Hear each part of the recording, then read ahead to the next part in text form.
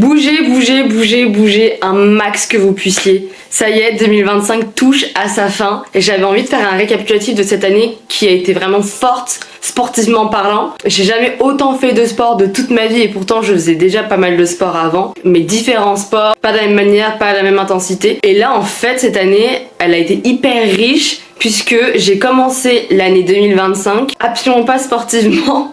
C'est-à-dire que tout le mois de janvier, je n'ai pas bougé, je n'ai pas marché quasiment. Ça a été le pire démarrage de l'année possible. Et au fin de compte, en février, j'ai eu un déclic. En fait, je me suis dit que c'était pas possible, je me sentais pas bien dans mon corps, quelqu'un qui avait fait beaucoup de sport auparavant.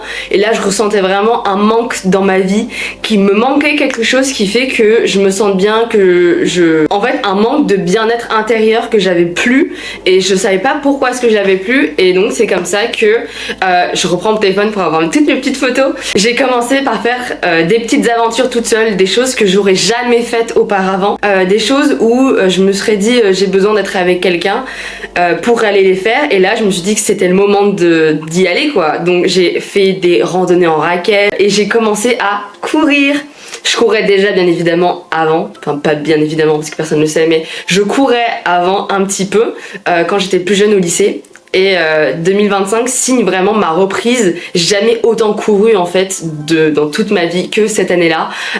3 séances, entre 2-3 séances par semaine. Et petit à petit, j'ai commencé à voir les résultats. J'apportais une nouvelle chose dans ma vie. Ça veut dire que c'était plus juste l'école ou le travail. C'était, j'avais cette partie-là de ma vie. Et de l'autre côté, je commençais à inclure des choses pour moi réellement. Mais ça peut passer partout. Juste moi, là, c'est vraiment un petit récapitulatif de mon année sportivement parlant parce que c'est sur cet aspect-là qu'il y a eu un plus grand changement et que sur le plan mental, j'ai vu vraiment une différence parce que évidemment, il y a tellement de bienfaits à faire du sport et une des conséquences que ça a eu sur moi, c'était de me prioriser, de faire des choses qui me plaisent réellement et que je les fais pour moi.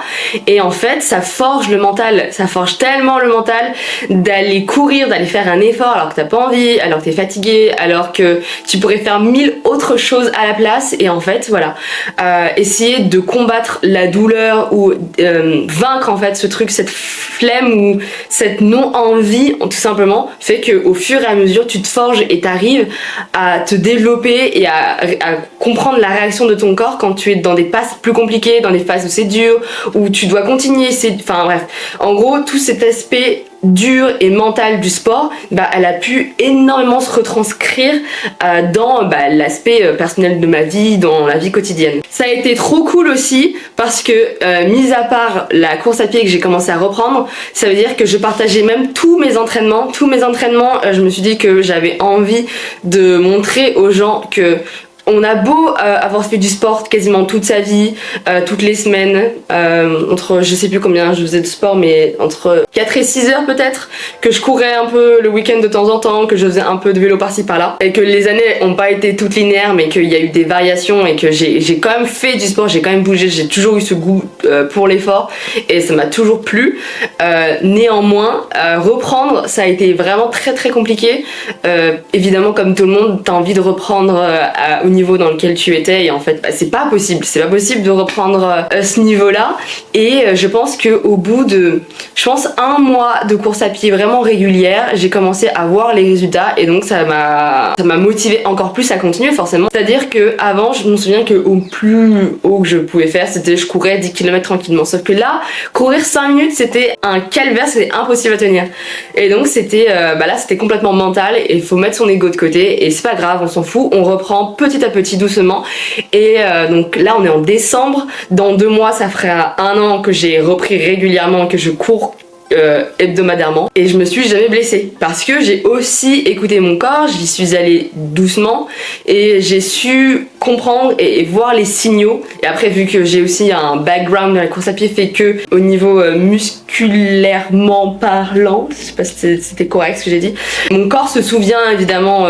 de cet effort donc ça a pris peut-être moins de temps que quelqu'un qui commencerait évidemment et que je connais quand même mon corps donc je sais jusqu'à où je pouvais aller, jusqu'à où c'était trop forcé donc en fait, c'est toute cette partie-là. J'ai changé de spot pour vous parler une autre phase donc de l'année 2025 où je me suis dit que c'était cool de faire de la course à pied, mais j'avais envie de me lancer un objectif. J'avais déjà fait des petites courses quand j'étais au lycée, machin, des petits cross régionales, etc.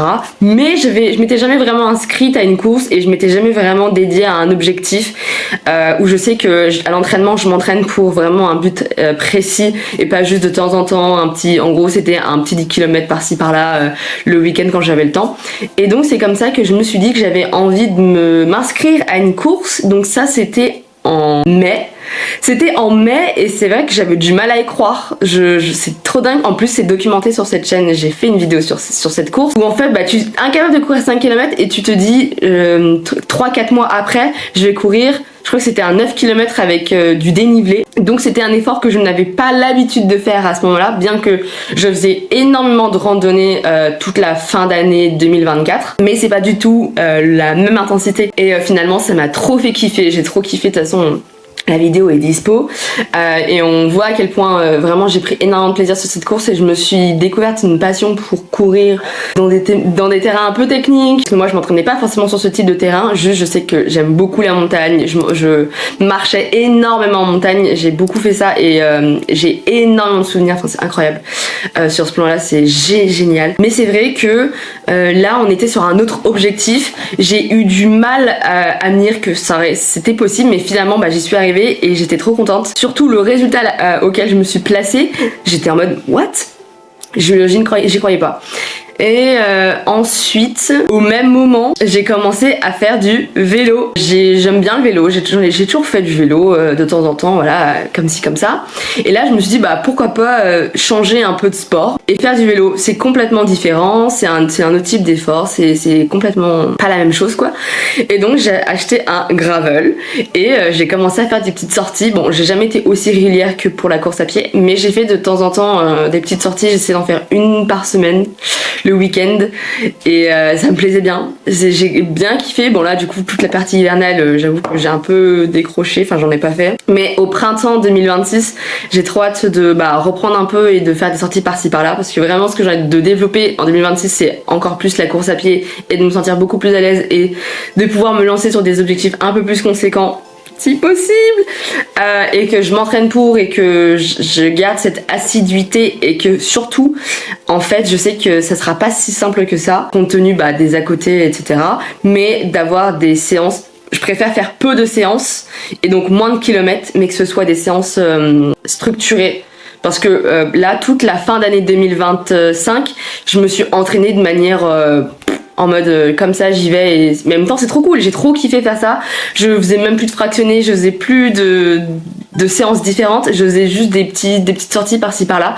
C'était trop kiffant, mais en même temps si j'ai envie de me lancer sur d'autres objectifs avec des objectifs de temps aussi parce que ça en fait partie, eh bien il faut que je me structure des séances que je fais à minimum entre 2 ou 3 fois par semaine et que je m'y tienne. Ensuite vient juin 2025. Sur ce mois-ci, j'ai le semi-marathon du Vercors. Donc là, c'était un gros objectif. C'est vrai que le 10 km que j'avais un mois auparavant, je me suis dit que c'était un peu un entraînement et que j'allais voir si ça pouvait le faire pour le semi. Et donc c'était un objectif que j'ai bien tenu, c'est-à-dire que je savais pourquoi j'allais m'entraîner à chaque fois quand c'était un peu compliqué, etc. Parce que des fois, t'as un peu des pertes de motivation. En plus, on arrivait sur les périodes un peu chaudes, j'avais du mal à m'entraîner. C'est vrai que de toute façon la partie juillet, août, début septembre j'ai eu du mal à m'entraîner, j'ai fait un peu une pause, je courais qu'une fois dans la semaine, bref c'était pas du tout c'était comme ci comme ça, mais ça me va, ça me dérange pas, ça me dérangeait pas en fait, je culpabilisais pas, mais c'est vrai que j'ai trop kiffé aller courir pour un autre objectif qui était plus important. Enfin bref, c'était un peu un truc de waouh, genre je vais courir un semi et j'ai jamais couru une distance aussi grande et au final je ne suis jamais arrivée à la ligne de départ. Et ça, ce fut pas un échec, parce que ce n'est pas de ma faute, mais c'est vrai que ça m'a ça m'a un peu fait descendre mentalement parlant parce que tu vois, tu t'entraînes, tu veux voir ce que tu vaux en fait, c'est bien de s'entraîner etc, mais les courses comme ça un peu officielles, j'adore ça pour justement me surpasser. C'est différent que de l'entraînement, je m'entraîne pas que pour des courses etc, mais je sais que je ne serai jamais aussi performante que sur une course officielle parce que tu vois, t'as le chrono, t'as les gens, t'as l'ambiance, tu te dépasses et au point que tu ne ferais pas forcément à l'entraînement, et donc c'est pour ça que j'aime les courses. Mais c'est vrai que là ça a été un peu compliqué de me dire que putain mais je me suis entraînée pour rien. En même temps après en relativisant je te dis mais bien sûr que non, tu t'es pas entraînée pour rien et tu t'en feras d'autres et t'auras le temps d'en faire. Mais c'est vrai que c'était en plus l'année 2025, c'était la première édition de cette course, j'étais en forme, j'avais les capacités pour, et je suis tombée en panne en voiture, donc je ne suis pas arrivée au départ. Ensuite on arrive cet été, donc là trop cool, énormément de rando, de courses par-ci par-là, je me mettais absolument pas de pression, j'ai du mal à m'entraîner sous la chaleur dans tous les cas, donc voilà. J'ai aussi fait un peu de vélo, j'ai bougé, j'ai profité de ma famille, de mes proches etc, c'était trop cool, donc un peu une petite pause, et c'est un peu le moment où je ralentis. Je suis revenue à mon premier spot, je l'aime bien spot, je suis assise par terre. On arrive en septembre, le début septembre était compliqué. Oula, mais je suis un peu haute, je crois. Ouais, c'est mieux là. Septembre, un peu compliqué au début parce que il y avait le rythme scolaire, travail, etc. qui prenait un peu le dessus, donc j'étais un peu perdue. Reprendre mes marques, j'étais plus motivée à aller courir. En fait, il y a une phase j'étais excitée de retourner à l'entraînement parce que j'avais pas vraiment fait pendant 2 mois, mais en même temps, c'est vite redescendu, j'étais plus motivée, mais en même temps, je m'étais inscrite aux 10 km. À un 10 km avec 500, je sais plus combien de dénivelé. Je crois que j'ai aussi une vidéo du coup sur ça. Si j'ai une vidéo, oui il y a une vidéo je pense sur ma chaîne sur ce 10 km que j'ai trop kiffé. Pareil, autre ambiance, c'était de nuit, il y avait pas beaucoup de monde, enfin c'était pas une très grande course machin, et au final du coup j'étais un peu perplexe parce que avant d'aller à cette course j'étais en mode mais je me suis pas bien entraînée, j'étais pas au top du top. Vraiment j'étais en mode j'y vais, ça se trouve je vais pas kiffer etc, mais au fin de compte j'ai trop kiffé, l'ambiance était trop cool, je me suis grave amusée, je me suis surpassée alors que je m'étais pas beaucoup entraînée les semaines auparavant. J'ai réussi à gérer mon effort parce que c'était quand même un effort un peu plus conséquent que du coup ce que j'avais fait depuis je sais pas combien de temps en arrière, et au fin de compte j'y suis arrivée, et donc j'étais trop contente de cette course parce que quand je l'ai finie j'étais en mode mais je suis trop contente d'être arrivée, je regrette tellement pas de m'être inscrite à cette course, et voilà j'en suis capable et de gérer, parce qu'en fait il y avait une énorme, donc c'était 500 dénivelés de montée comme ça, et ensuite c'est redescente, et au final c'était pas en mode comme la course que j'avais faite avant où c'était pas mal de montées, des descentes machin, où t'as le temps de récupérer etc. Là c'était grosse montée etc, des efforts que je n'ai pas l'habitude de travailler. Encore une fois j'ai des montagnes à côté de chez moi, mais pourtant je ne bosse pas forcément le dénivelé, quelque chose que j'aimerais beaucoup plus faire en 2026, et donc c'est vrai que là j'étais en mode je sais pas trop où je me lance, et au final le fait que je connaisse mon corps, que je connaisse où je peux pousser, ou est-ce que là c'est trop tôt ou c'est pas assez tôt machin, bref, tout ça pour dire que j'en suis trop contente de cette course, et ça a un peu clôturé au niveau des courses l'année 2025. Et ensuite après ça on arrive donc la période octobre à maintenant, où il y a une phase de je courais de temps en temps par-ci par-là, je voulais un peu continuer parce que c'était vraiment important pour moi de garder une forme physique au niveau surtout du cardio, je voulais vraiment garder ce truc, la sensation de t'es plus en forme, tu galères à courir, tu t'es essoufflé alors que d'habitude t'es pas essoufflé, je voulais absolument pas ça, donc j'ai quand même tenu à courir. La semaine à laquelle je filme cette vidéo, la semaine dernière j'ai couru 45 km. J'ai jamais couru autant de kilomètres de toute ma vie dans une semaine que la semaine dernière, parce que je suis en vacances. Donc là j'étais trop contente, et je sais que en 2026 mon objectif c'est pas de courir forcément plus dans la semaine, si possible, si je peux, éventuellement j'aimerais bien pour continuer à développer ma forme cardiaque, parce que vraiment c'est surtout ça qui me plaît, et enfin qui me plaît, que j'ai envie d'être en forme, vraiment ce sentiment de me sentir en pleine capacité de mon corps, de mes mouvements. C'est pour ça que j'aimerais bien me lancer sur des défis trail un peu en 2026, mais sur des plus longues distances, sur des 20 km, parce que du coup là maintenant dans 3 mois, donc fin mars 2026, je vais courir un 20 km avec 300, 500, je sais plus, entre 300 et 500 de dénivelé. Donc c'est c'est un défi quand même sportif pour moi. Je sais que j'en suis capable, mais évidemment j'ai envie de prendre plaisir sur cette course, et c'est pour ça que c'est aussi important pour moi de m'entraîner.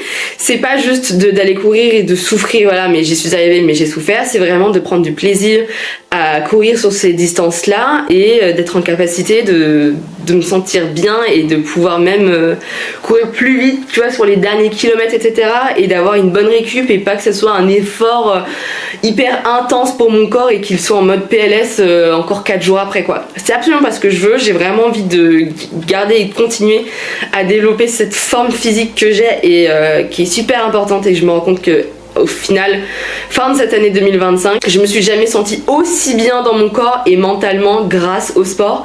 C'est pour ça que, comme j'ai commencé la vidéo, vraiment bouger un maximum. J'ai été interrompue, je sais plus où j'étais dans ma discussion, mais je parlais de l'effort physique et du bien-être que ça m'apportait, la course à pied, que je voulais garder ça en 2026, et j'ai vraiment envie de continuer de développer ça, à partager du contenu autour du sport. Pas pour dire que tu dois faire du sport, c'est obligé, et si tu cours pas 20 km par semaine, c'est nul, mais juste pour inciter à bouger, à essayer des sports, que ce soit la course à pied, mais que ça peut être n'importe quel sport, le sport qui te fait plaisir, que ce soit des sports en groupe, que ce soit des sports solitaires, que ce soit un mix des deux. Enfin, tu vois, c'est vrai que la course à pied c'est cool, mais moi je serais grave partante aussi des fois à courir avec d'autres gens.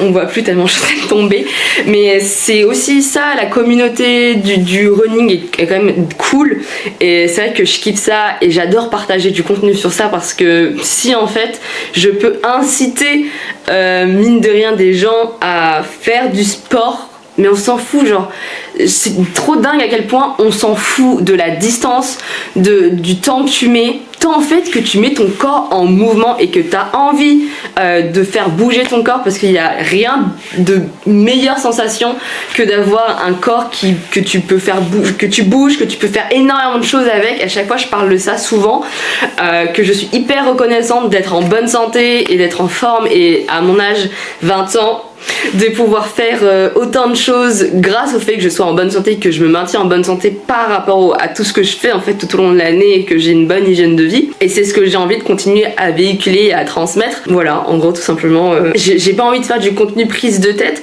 j'ai vraiment juste envie d'apporter parmi les milliards de vidéos qu'il y a sur internet encore du sport pour alimenter cette communauté sportive en fait qui me plaît énormément, et que j'aime beaucoup les valeurs qui sont transmises, vraiment juste de bouger et de kiffer, quoi. C'est vraiment mon mantra, je pense, c'est de toujours kiffer à faire ce que je fais et à m'entraîner vraiment, même si c'est dur des fois, mais à m'entraîner, et voilà. Donc j'espère que l'année 2026 sera tout autant ou voire meilleure, et que je continue à me faire kiffer, voilà, et voilà. Donc je vous souhaite une bonne fin d'année 2025. De toute façon là, cette vidéo sort en 2026, et j'ai trop hâte de faire peut-être des vidéos, d'autres vidéos sur, pas les résolutions, parce que les résolutions ça m'intéresse pas forcément, parce que j'ai pas de résolution spécifique, j'en ai pas d'ailleurs, parce que c'est un peu la continuité de mes objectifs de 2025 et de 2024, enfin que j'avais, quoi.